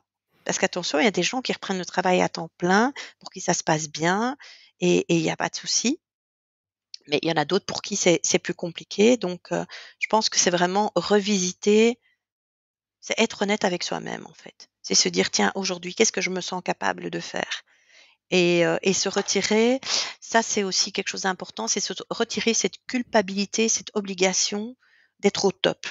De se dire: «Ah moi, si je dois reprendre à temps plein. Ah ouais, il faut que je sache tout faire, il faut que» et dès qu'on commence à dire: «Il faut, je dois», c'est pas bon. Ah, j'irai pas jusqu'à la claque, Ouais, mais non, non, moi, il y a quelque chose que j'utilise beaucoup et c'est un super chouette outil et c'est mon mentor coach merci Fabienne, qui me les a fait découvrir et qui était vraiment important pour moi, c'est les accords Toltec, en fait. Et les accords Toltec, il y en a un qui dit: «Je fais de mon mieux». ouais, Et c'est fais de juste. ton mieux, ben, c'est à ça que j'invite, les coachés, c'est vraiment de dire: «Là, aujourd'hui, vous faites de votre mieux et donc aujourd'hui, faire de votre mieux, qu'est-ce que c'est? Ou qu'est-ce que ça pourrait être?» Et on commence à explorer ça ensemble. Mmh. Très Parce que juste, ouais. c'est eux qui sont les plus à même, ils sont dans leur corps, ils sont dans leur ressenti, c'est eux qui sont les plus à même à définir quelle est la limite et jusqu'où ils sont capables d'aller. OK. Ouais, très juste et d'ailleurs, oui, le livre, c'est un excellent livre. Enfin, c'est du bon sens au final, Oui. mais c'est un bon livre qui mérite d'être lu par le plus grand nombre et qui aussi mérite d'être, Oui, les parcouru 4 de nouveau. accords Toltec de Ouais, Don Miguel Ruiz. Oui, voilà, c'est effectivement. ça, je mettrai le lien dans la description, ouais. Mmh. Oui Ouais, très et le 2e accord Toltec avec lequel je travaille beaucoup, à ce moment-là, c'est que ta parole soit impeccable, dans le sens de les inviter à être extrêmement bienveillants vis-à-vis d'eux-mêmes. mmh. Parce que ça, c'est, dans justement le «il faut, je dois», il y a quelque chose où on se respecte pas tout à fait, où on se met, quand on dit il faut, je dois, on met déjà la barre très haut et puis on se met un poids qui est quand même assez important sur les épaules, alors que si on dit j'ai envie, j'ai besoin, j'aimerais bien, on est dans une énergie qui est beaucoup plus, qui sort de soi et qui part de soi pour aller vers l'extérieur et on n'est pas dans une injonction comme un il faut et je dois. OK. Ouais, ouais, OK, très juste. Ouais, ouais, non, mais c'est vrai, on a beaucoup tendance à dire: «Il faut que», hein. Enfin, moi le premier, hein, je dis: «Il faut que, je dois, je» et on l'utilise à tour de bras et c'est effectivement, c'est bien de le bah, ça paraît tellement évident, mais après le vivre, l'appliquer, C'est c'est quand même compliqué quelque chose. parce Ouais, que ici, il y a une grande culpabilisation, ouais, la qui est culpabilité, ouais. faite, parce que, les ex-patients, ils entendent beaucoup de choses, et ça peut être parfois de l'entourage et c'est pas méchant, mais c'est les gens disent: «Ben, tu crois pas que tu t'es assez reposé maintenant?» Peut-être pas, peut-être. Il y a une chose qu'on oublie parfois, c'est que et c'est vraiment quelque chose qui revient très souvent et que j'entends aussi de mes collègues, c'est que le cancer, c'est la connexion à sa finitude, hein. Quand on entend le mot cancer, il y a chez beaucoup de gens, il y a le mot mort est jamais très loin, hein, donc où il y a vraiment une urgence vitale Ouais, et donc ben, c'est très, très dur et il faut le temps de se remettre d'une annonce pareille et on a souvent des priorités qui sont impactées, des valeurs qui sont impactées, un sens de la vie qui est impacté. Donc tout ça, c'est beaucoup de changements et donc on peut pas reprendre sa vie comme ça du jour au lendemain en disant: «Hop, c'est bon, fini, hop, j'y ouais. retourne». Alors il y en a certains qui arrivent et ils ont toute mon admiration. Je ne sais pas comment ils font et j'aimerais beaucoup la recette, mais je suis plutôt, confrontée à des personnes qui ont cette difficulté de de de se C'est réancrer dans une réalité dans lequel il y a beaucoup, d'injonctions à être au top, à être performant, à être le meilleur, et donc voilà, donc quand on revient et qu'on dit: «Bah, moi je vais travailler à temps partiel, puis je vais plus tout faire, tout ce que je faisais avant», et qu'on a été malade pendant très longtemps, il y a ce côté: «Bah, tu as été malade, tu t'es reposé». Beh, oui, mais il y a encore beaucoup de choses qui sont là, qui sont présentes et qui sont à gérer et eux, ils n'ont qu'une seule envie, hein, c'est clore le chapitre, hein. Ça, c'est vraiment pour ouais. eux, c'est: «Mais quand est-ce que je vais pouvoir mettre un terme à ça?» Donc les frustrations, elles sont de part et d'autre. Ouais, ouais, tout à fait. Après, ce que tu disais, juste pour rebondir, quand reprendre comme si de rien n'était, c'est peut-être aussi, je sais pas, une forme de déni aussi, de se dire, bah, OK, j'ai ça, je vais faire comme si de rien n'était et je reprends ma vie, mais finalement, enfin, si on s'en Alors occupe pas, même d'un point de vue personnel, hormis le côté soins médicaux qui sont, voilà, on va les faire, mais peut-être que ça nous invite aussi à nous poser des questions, comme toi, tu as eu d'ailleurs avec ces 2 expériences, c'est c'est que c'est, beh, c'est un peu ça qui m'est arrivé, donc quand oui, moi je dis ça, je pense que quand j'ai repris le travail, j'ai voulu faire comme si, quelque part comme si rien ne s'était passé. Et c'est pour ça que pour moi, j'ai alors que ma gynécologue me disait très clairement: «Andrea, mais non, enfin, est-ce que tu te rends compte que tu as eu, 3 opérations en 1 an, plus des traitements très lourds, je suis pas persuadée du tout que ce soit une bonne idée de reprendre à temps plein» et moi, je suis repartie bien en tête en disant: «Mais non, écoute, là, je suis guérie, là». Parce que je commence à trouver le temps long aussi, hein, puisque la mmh, dernière opération s'était passée le 30 juin et on était, fin septembre et elle me disait: «Ben, tu recommences pas avant le 1er novembre» et moi, j'étais en train de me dire: «Purée, elle me colle encore un mois», donc sans me rendre compte du tout que en fait, ben, le premier jour, il allait falloir de nouveau se lever très tôt, conduire les enfants à l'école, assumer ma journée de travail, assumer les devoirs le soir, les entraînements parce que mes fils étaient 2 grands sportifs, donc il y avait 3 entraînements par semaine, les matchs les week-ends, et donc mmh, très, très vite, j'ai commencé à tirer la langue parce que ça devenait très, très lourd, parce qu'en plus de ça, les effets secondaires ne sont pas sortis tout de suite, ils sont sortis bien après et moi, j'ai eu beaucoup de chance, j'avais pas un traitement hormonal en plus donc mais déjà rien que les effets secondaires que j'ai eus ont été très lourds et donc tout ça mis l'un dans l'autre, ben, ça m'a rattrapée parce que, au travail, ben, j'ai à un moment donné, j'ai commencé à décrocher et puis j'ai eu des prises de bec avec un peu tout le monde parce que j'étais fatiguée et surtout, j'avais cette peur d'avoir cette espèce de grande étiquette collée sur le front de elle a été malade, elle a eu un cancer. Ah ouais, Et moi, je ouais, voulais montrer à tout le monde que non, c'est pas parce que j'étais malade que je ne sais plus réfléchir, que je ne sais plus travailler. Non, ouais. je peux fonctionner.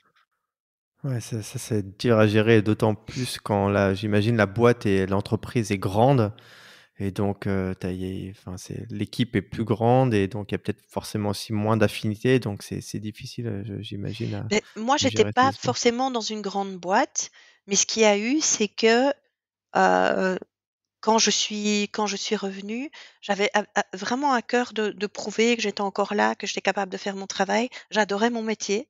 Donc pour moi, c'était aussi me reconnecter à ma vie d'avant et ça, c'est je pense la plus grande leçon que j'ai tirée du cancer et par après du burn-out, c'est vouloir revenir comme avant, c'est une erreur. Parce qu'on n'est Ah oui, plus comme avant et on ne sera plus jamais comme avant. Donc c'est vouloir, je pense qu'aujourd'hui, si j'étais moi à ce moment-là quand je retourne travailler, ben je me dirais: «Mais qui je peux être aujourd'hui? Qui je veux être aujourd'hui? Comment est-ce que je peux être aujourd'hui?» Mais là, j'ai voulu absolument repartir, sur le même tempo, mmh. avec, oui, les mêmes choses que ce que je faisais avant et là, je pense que c'est l'erreur que j'ai commise personnellement parce que je j'étais plus en état de le faire, plus du tout. Ouais. Alors qu'à la place, il faudrait mieux se poser la question: «Qui est-ce que j'ai envie d'être maintenant?» Oui, ou «Qu'est-ce que je veux être?» et Ouais, qu'est-ce que je veux être? ouais, OK. Et c'est ça qui m'a amenée au coaching, en fait, parce que, je voulais absolument oh, cette épreuve moi, je dis toujours: «Le cancer m'a beaucoup plus apporté qu'il ne m'a pris». Parce que j'ai tellement grandi, j'ai reçu tellement de choses, j'ai appris tellement de choses sur moi-même. Je pensais que j'étais une petite nana, pas capable de grand chose, et puis le cancer est arrivé et là, les au travers les traitements ont quand même été très lourds et ça m'a beaucoup touchée. Ça a été vraiment compliqué. En plus, mes enfants étaient petits, donc il a fallu gérer ça aussi et et l'un dans l'autre, après je me disais: «Mais qu'est-ce que je pourrais faire de cette expérience?» Alors pendant que j'étais malade, j'ai écrit un blog où j'ai eu mais les blogs n'étaient pas comme maintenant puisque ça remonte à 2005. C'était le tout début. Donc je on peut pas dire que j'ai brillé par mon succès et puis j'avais cette frustration, je me disais: «Mais qu'est-ce que je vais faire avec tout ça?» Et puis après avoir perdu mon travail, je suis repartie dans les RH et puis j'avais souvent des collègues qui me disaient: «Ouais, mais quand tu vois des candidats» et j'avais même des candidats qui me disaient: «Vous savez madame Cornet, quand on vient vous voir, on sait pas très bien qui on est, mais quand on sort, on sait très bien qui on est. En plus, on est reboosté, on se sent mieux et cetera». Je Génial. me dis: «Il faudrait peut-être que je fasse quelque chose avec ça» et puis, bah, j'ai suivi, j'ai décidé alors à ce moment-là, je me suis dit: «Bah, pourquoi pas le coaching?» Peut-être que ce serait, une idée, mais c'était pas forcément avec le cancer, c'était plus par rapport à mon travail et là, ça a été, cette recherche de qu'est-ce que j'allais faire avec tout ce que j'avais vécu et comment est-ce que je pourrais, au mieux aider, en fait, des personnes qui passeraient par le même questionnement que moi et je suis arrivée à l'école de coaching et donc le premier jour, on était assis en cercle et donc le coach qui présentait et qui allait être, notre guide à tous, dit: «Ben voilà, ce serait intéressant de faire un tour du cercle pour apprendre à vous connaître et de dire, mais qu'est-ce qui vous motive à devenir coach?» Et donc le premier parle, le deuxième et moi je voyais le je voyais le cercle Ouais. avancer et j'étais là en train de me dire: «Mais qu'est-ce que je vais dire? Qu'est-ce que je vais dire?» Et puis c'est arrivé à mon tour et là ça a été mais un éclair dans la nuit et en 30 secondes chrono, je savais ce que je voulais faire et j'ai dit: «Ben voilà, moi je veux être, coach pour les personnes qui retournent au travail et qui ont eu le cancer». Et là, j'ai vu 25 têtes se retourner et se dire, ambitieux comme programme et c'est à partir de ce moment-là que la vocation de ce que je fais aujourd'hui est née, en fait. Waouh, tu as été possédé pendant 30 secondes 30 et tes en secondes, oui, ça a été le: «Mais voilà Andrea!» donc excellent. Ouais. Ah, comme quoi donc c'était avec du recul, c'était, un on va dire un cadeau ou je sais pas si le mot il est approprié, mais le cancer ça t'a enfin ces 2 expériences ont été des bénéfiques. oui, oui, Est-ce que je tu as su comment le prendre aussi? Enfin bah, tu as essa oui, je pense qu'en fait, heu, ça a fait de moi une meilleure personne. mmh, Ça a fait de moi une personne plus courageuse, plus résiliente aussi, heu et puis, surtout, ça m'a ouvert les yeux sur, des perspectives de moi-même et de la vie que je n'avais pas du tout. J'ai toujours dit, avant le cancer, j'étais une maman célibataire, j'élevais seule mes enfants et je galérais, je ramais, j'attaquais la falaise financièrement tous les mois. Après le cancer, j'étais une maman célibataire de 2 enfants. Je galérais, financièrement, je ramais, j'attaquais la falaise, mais j'étais en vie et hem Important. et c'est, j'ai vu des gens mourir autour de moi. Pendant que j'étais à l'hôpital, j'ai vécu une amitié extraordinaire pendant le cancer. Donc la 1re fois que je suis hospitalisée, quand on ne sait pas du tout ce que j'ai, je me retrouve aux urgences à l'hôpital, en train de me vider de mon sang, tout le monde se demande ce qui m'arrive. Je me retrouve en fait dans une chambre avec une femme qui avait un cancer qui se généralisait, mais qui avait une pêche extraordinaire et on est très vite devenues copines. Mais copines au point que vraiment c'était, quand à chaque hospitalisation, moi je disais: «Je veux être avec elle, donc je réserve ma chambre. Je vais en chambre de 2 et je vais avec elle». Et Antonia était une femme, vraiment extraordinaire et donc ben, tout mon parcours, j'ai chaque fois fait en chambre avec elle. On se retrouvait à chaque fois. Et puis, bah, arrive la dernière opération où, où rentre, en fait, un superbe médecin dans la chambre et quand elle le voit rentrer, elle me dit tout de suite: «Bon, ça c'est pas pour moi, c'est pour toi». Donc, j'ai dit: «Bah, écoute, je te remercie». Et puis ce médecin me dit: «Ben voilà, ça c'était la dernière opération et tout ça, donc, ici il y aura plus d'opération, plus d'examen, juste en contrôle et on se retrouve, au mois de septembre». Et Mmh. après, ben, je devais aller chercher mes résultats, comme je te l'ai expliqué tout à l'heure. Et donc, au mois d'août, quand je suis rentrée de vacances, après ce mois que j'avais passé, en Turquie chez mes beaux-parents, j'ai voulu aller la voir et quand je suis arrivée à l'étage, j'ai vu à la tête des infirmières que c'était pas bon. Donc j'ai dit: «Où elle est?» Ils m'ont dit: «Beh, écoute, elle est plus dans ce service ici, elle va très, très mal, elle est dans un autre service et elle est dans ses derniers jours, quoi». Et donc là, bah, j'ai été dans ce service et quand je suis arrivée, mais tout à fait par hasard, il y avait une des infirmières du service où nous avions été toutes les 2 qui était là. Puis elle me dit: «Beh, tu es venue la voir?» Je dis: «Bah oui». Elle me dit: «Mais c'est extraordinaire». Je dis: «Mais je pense tout même pas que j'allais l'oublier.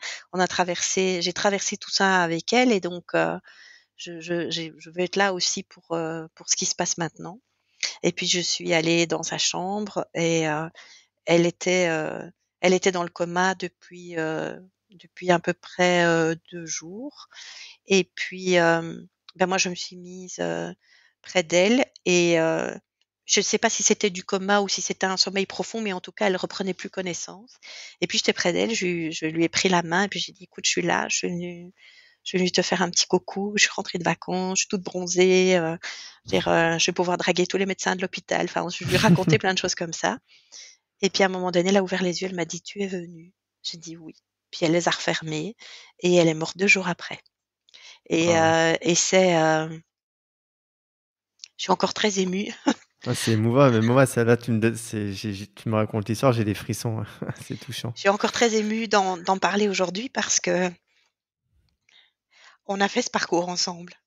On a vraiment fait et c'est pour ça que quand après on m'a dit que j'étais en rémission, je me suis dit, pour tous ceux et toutes celles, qui s'en sortent pas et parce que c'est une loterie, ce c'est pas une question d'énergie, de temps ou de quoi que ce soit d'autre, c'est que voilà, la maladie parfois elle frappe plus fort et même des gens qui ont très envie de guérir et qui mettent le temps, l'énergie et qui font tout ce qu'il faut, mais voilà, c'est certains s'en sortent, d'autres pas et moi j'ai eu cette chance-là et c'est pour ça qu'aujourd'hui, cette vie je la chéris et Ouais, je la respecte. ouais et ouais, ouais. Ah, c'est très touchant et c'est beau, ouais. Merci du partage en tout cas. C'est, ouais, c'est très beau. OK Andrea, bah, écoute, enfin merci beaucoup. On a fait un bon petit tour. Je voulais te poser, si tu veux bien, avant de passer aux questions annexes, j'avais, je crois 1 ou 2 questions d'auditeurs, d'auditrices à qui j'aurais parlé de cet épisode et qui avaient une question, voilà, qui avaient des questions. Alors à toi de me dire si, enfin si ces questions font sens. Mmh mh. La 1re question c'est, comment finalement gérer, on en a un petit peu parlé, hein, mais Oui. voilà, comment gérer le regard des autres, surtout en tant que femme, lorsque, par exemple, on a un cancer du sein et qu'on se retrouve à avoir une ablation des seins. Donc, le regard des autres vis-à-vis de son mari, de ses enfants, ce regard en tant que vis-à-vis des autres et vis-à-vis de soi aussi en tant que femme, en tant que mère, la perte de la féminité aux yeux de son entourage. Voilà, comment gérer ça? Est-ce qu'on doit se faire accompagner? Est-ce qu'on peut faire ce travail soi-même? Et si tu as des pistes? Alors les pistes, c'est très difficile pour moi d'en parler parce que j'ai pas eu le cancer du sein, on m'a pas enlevé les seins. Mais moi, j'ai eu le cancer du col de l'utérus et on m'a enlevé, mon utérus. Et donc, enlever son utérus, c'est aussi très symbolique pour une femme, surtout que j'avais que 39 ans à l'époque. Donc, ça voulait dire aussi ménopause et donc un impact, très, très lourd sur le physique. Parce que moi, je voyais la quarantaine comme ma décennie, j'allais tout casser. Et en fait, ça s'est retrouvé, la quarantaine, c'était, la ménopause, donc pas vraiment ce que j'en avais attendu. Et pour moi, ça a été très compliqué parce que ça a impacté d'abord, j'ai pas perdu mes cheveux, mais quand ils ont continué à pousser après la chimio, quand ça c'est la racine est devenue grise, donc je me suis retrouvée toute grise, assez jeune. Et puis, il y a eu de la prise de poids et puis une modification physique parce que la ménopause change beaucoup le corps d'une femme. Et donc par rapport à l'ablation de mon utérus, j'ai enlevé la nurserie, j'ai gardé la salle de jeu, pour, y mettre, un petit peu d'humour. Et par rapport à la gestion de mon corps, il m'a fallu du temps pour, me réapproprier ce corps et j'ai dit quelque chose, et j'ai envie de partager parce que ça fait partie aussi des choses qu'on pourrait dire. J'ai dit: «Mon corps me trahit». Parce qu'il me suivait plus, parce qu'il était fatigué, parce qu'il maigrissait pas quand je voulais qu'il maigrisse et il maigrissait pas où je voulais qu'il maigrisse non plus. Et puis, très vite, je me suis dit, «Mais non, en fait, mon corps, c'est mon meilleur ami, c'est mon meilleur allié» parce que dans tout ce qu'on a vécu, il l'a vécu autant que moi et donc j'ai commencé à me reconnecter à lui et j'ai toujours rêvé qu'on me dise que j'étais belle et on me le disait absolument pas. Et aujourd'hui, j'ai le corps d'une femme qui a vécu un cancer, qui est marquée, j'ai les cheveux gris, je suis dans cette imperfection physique bien plus que ce que je ne l'étais, avant la maladie et on ne m'a jamais autant dit que j'étais belle. Donc je pense que c'est aussi important de se reconnecter à son corps, de se reconnecter à soi, de d'abord se plaire à soi-même. C'est vraiment important. Et puis après, si on a vraiment du mal, c'est aussi important de se faire accompagner parce que et surtout, si on est en couple, pas hésiter à aller voir un thérapeute ensemble, une sexologue ensemble, de parler des choses. La communication, c'est ça qui sauve de tout. C'est ça qui sauve de tout et c'est ça qui permet de vraiment mettre au clair tout ça. Mmh. OK. Merci pour ta réponse. J'espère qu'elle sera satisfaisante. Moi, en tout cas, elle est satisfaisante pour moi. Hem, la deuxième question, c'était, comment communiquer avec son employeur? Est-ce que c'est à nous de faire les démarches? Est-ce que on doit être totalement transparent? Voilà, quelle est la démarche à suivre par rapport à son employeur? Alors là, je dirais que ce qui est important, hein, moi, ce que je discute toujours avec les personnes qui veulent retourner au travail et qui ont une démarche de prendre contact avec l'employeur, c'est de se dire, de mettre au point d'abord, de clarifier la relation qu'on avait avec son employeur avant le cancer. Parce que c'est ça qui permet de déterminer comment est-ce que je vais m'adresser à lui aujourd'hui. Mmh. Si avant le cancer, j'étais en confiance avec lui, on avait une communication claire, ouverte, pourquoi est-ce que ça ne pourrait pas être le cas aujourd'hui? Mmh. Par contre, si avant le cancer, j'étais déjà dans quelque chose de pas confiant, où je sens que le management n'est pas tout à fait ouvert, et donc dans ces cas-là, tenir compte de cet argument-là. Et pourquoi c'est important? Parce qu'il ne faut pas non plus rentrer dans le principe de la victimisation. C'est-à-dire que la personne se dise, oui, tu vois, je rentre du cancer, ils veulent pas m'écouter, etc. Oui, mais avant, est-ce qu'ils t'écoutaient déjà? Mmh. Et parfois, c'est pas le cas. Et donc, ça permet de dire que c'est pas forcément lié au cancer, c'est que tout simplement la communication se passait pas bien. Donc ça, c'est une première chose à faire, c'est identifier ça. La deuxième chose, c'est que parfois, moi j'invite beaucoup les RH à garder le contact avec l'employé quand il est malade, mais à déterminer ensemble sous quelle forme, à quelle fréquence. Comment est-ce que ça va se passer? Et que ce soit un accord tacite. Et je dis toujours aux RH qui me posent des questions, je dis: «La prise en charge d'un cancer, elle commence le premier jour où votre employé vient vous dire qu'il est malade. Comment votre réaction va être, va déterminer comment tout le reste va se passer par la suite. Donc c'est vraiment dès le premier jour que ce contact est important. Et la troisième chose, c'est quand on fait cette démarche, c'est si on peut, dans la mesure du possible, se faire accompagner. Et il y a les coachs, bien entendu, qui peuvent aider, qui font ce travail préparatoire, mais il peut y avoir aussi des personnes ressources dans l'entreprise. Il peut y avoir une personne de confiance, pardon. Il peut y avoir quelqu'un de la délégation syndicale. Il y a peut-être d'autres personnes au sein de l'entreprise, le service de prévention et de bien-être au travail. Il y a d'autres personnes qui peuvent aider, qui peuvent être des relais intéressants. Mais c'est vrai que l'idéal, c'est vraiment, je le vois parce que ça donne vraiment des bons résultats, c'est ce travail de coaching parce que ça aide vraiment. Mmh. OK. OK, merci Andrea et c'est, la dernière question, mais je pense qu'elle est en lien avec celle-là, c'est bon, comment faciliter le retour au travail, mais surtout comment est-ce que doit-on parler, de son cancer avec ses collègues ou est-ce que l'employeur doit en parler? Est-ce que, en tout cas, dès lors que l'on revient, hem, enfin, on s'imagine qu'il y a un éléphant dans la pièce et l'expression c'est, voilà, dire: «J'ai eu le cancer, je suis guéri et maintenant on reprend les choses telles quelles». Alors ça appartient à la personne. Ça Il y a appartient à des la personne, personnes OK. qui ne veulent pas du tout en parler, il y en a qui veulent en parler. Je ne sais pas comment est la législation en France, mais en tout cas en Belgique, il n'y a aucune obligation de dire à son employeur de quoi on a souffert. OK. Moi, j'invite les gens à le faire, en tout cas vis-à-vis de l'employeur parce qu'il y a tout ce qui est parfois des opérations qui vont se passer par la suite et il y a aussi des effets secondaires qui sont là qu'il va falloir traiter et gérer. Maintenant par rapport aux collègues, de nouveau, c'est quelles étaient mes relations avec mes Ouais, collègues on avant? revient à ça. Ça Mmh. aussi, ça va déterminer dans quel degré de confiance je me sens pour faire part de ce qui m'est arrivé ou pas. OK, super. Écoute, merci beaucoup Andrea, c'est passionnant. Est-ce que je pense qu'on a fait un bon petit tour. Est-ce que, avant de passer, à la fin, à la conclusion, tu as quelque chose que tu aimerais dire que j'ai pas abordé ou que tu as pas forcément abordé? Est-ce La qu'il y a seule quelque chose que j'ai envie de dire, c'est dire à toutes les personnes qui veulent retourner au travail après un cancer, c'est faites-vous confiance. Faites-vous confiance, croyez en vous, en vos compétences, suivez votre intuition et surtout, soyez souverain dans cette démarche. N'hésitez pas à vous mettre au centre de cette démarche et à faire en sorte que ce soit, d'abord et pour vous, avant tout une démarche qui fasse sens, dans laquelle vous vous sentez bien et mettez toutes les chances de votre côté pour que ça se passe bien en vous faisant aider si vous sentez en difficulté. OK. Merci, merci beaucoup Andrea. Merci. Hem, bon, on va passer aux petites questions annexes. J'ai Voilà. peur. Non, non, en tout cas, juste avant de passer aux questions annexes, je trouve que c'était, très intéressant et j'ai beaucoup appris. Alors, merci beaucoup et j'en suis sûr que tout ce que tu as abordé, toutes les pistes que tu as abordées, ça va aider. En tout cas, j'ose espérer que ça puisse aider un plus grand nombre. Donc, merci beaucoup. Merci à toi. Alors, première question, Andrea, comment te décrirais-tu en un mot? En un mot,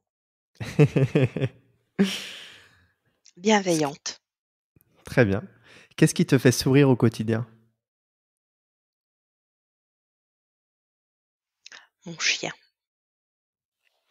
Si tu étais dans les nuages avec un gros panneau d'affichage, tu as la possibilité d'écrire un message pour le diffuser au monde entier, ce serait lequel ce message?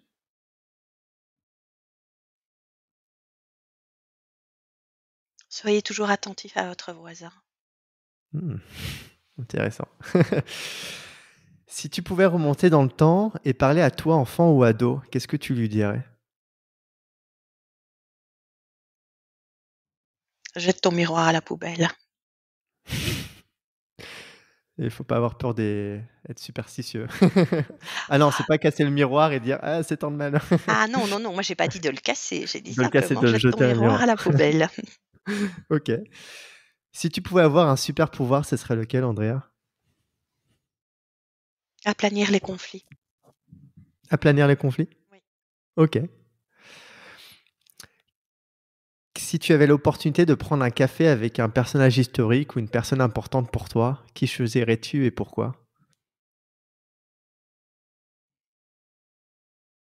Eleanor Roosevelt, parce que j'ai Oui. une grande admiration pour le parcours de cette femme et tout ce qu'elle a entrepris et parce que, oui, elle a su mettre, en application ses idées et se battre et arriver à un résultat. OK, intéressant. Elle a écrit il y a des bouquins sur Oui, il y a une bibliographie d'elle qui est bibliographie? particulièrement bien faite. Ok, d'accord. J'irai jeter un petit coup d'œil. Et dernière question, c'est si tu avais un seul conseil à donner pour rendre le monde meilleur, ce serait lequel? Mmh.